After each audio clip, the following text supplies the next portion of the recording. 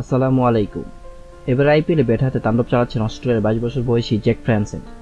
চোখধাঁধানো ব্যাটিংয়ে সবাইকে রীতিমতো মুগ্ধ করে দিয়েছেন এই ব্যাটার।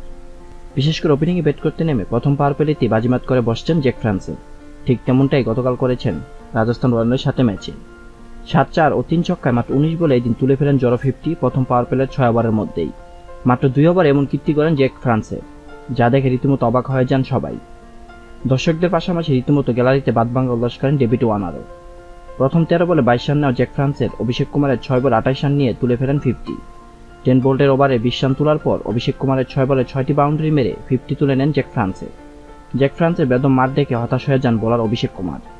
সেই সাথে রাজস্থান অধিনায়ক সঞ্জু স্যামসন অবাক হয়ে যান জ্যাক ফ্রান্সের এমন বিধ্বংসী ব্যাটিং দেখে। এদিন পাওয়ার প্লের মূলত 2 ওভার ব্যাটিং করেই তুলে ফেলেন 50 রান। এবারে আইপিএলে জ্যাক ফ্রান্সের জন্য বলকে বোলারদের বলে ছক্কা মারছেন। আইপিএলে জ্যাক ফ্রান্সের ব্যাটিং দেখে সবাই এখন বলছেন অস্ট্রেলিয়ার নতুন এক মারমুখী তারকা ব্যাটসম্যান আসতে যাচ্ছেন সামনে।